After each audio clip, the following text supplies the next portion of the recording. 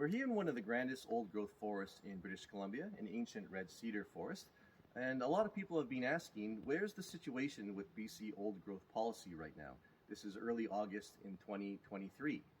So I'm going to outline the key steps forward that the BC government has committed to, and then the key loopholes or gaps that have got to be closed for this to work.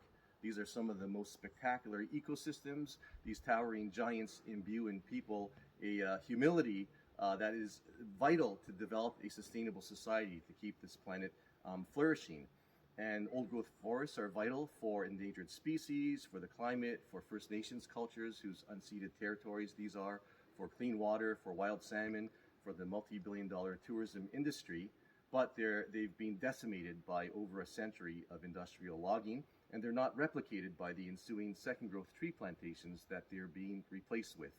So what is Eby committed to? Premier David Eby has committed to doubling the protected area system in British Columbia from 15% now to 30% by 2030. It took over 100 years to protect the first 15% of BC's land area, and now he is committing to, in 6.5 years, do the same. So that's not just like the elephant in the room, it's the blue whale in the room in a very positive way. Eby should be thanked for that. Those are the national protected areas targets that he's committed to, and that's the least he could do. Secondly, he's committed to developing a conservation financing mechanism to help fund First Nations in ways that are needed to protect old growth forests.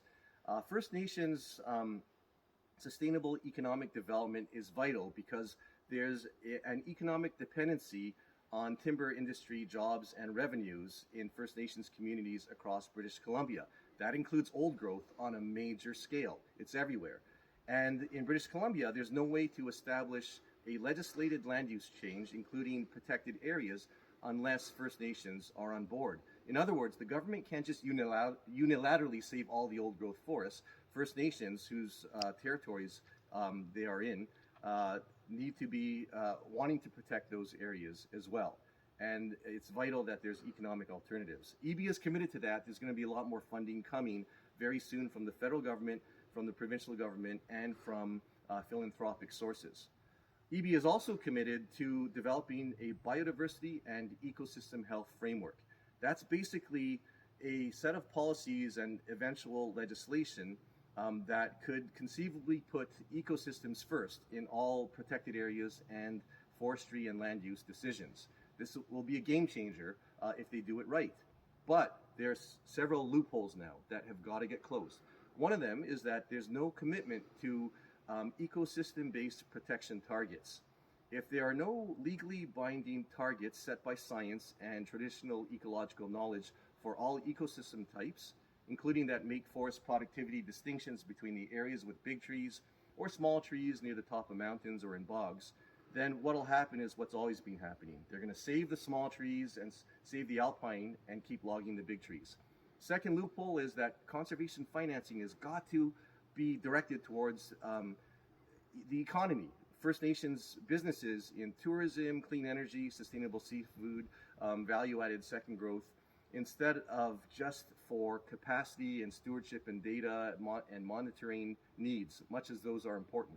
So they may try to evade the economic component that is central in their conservation financing. Third gap is that protected areas have got to be real protected areas. The weaker conservation regulations like old growth management areas, wildlife habitat areas, some of these areas can be moved around and then logged. They can log in some of them right now. They don't have the standards and permanency of real protected areas like provincial conservancies and ecological reserves.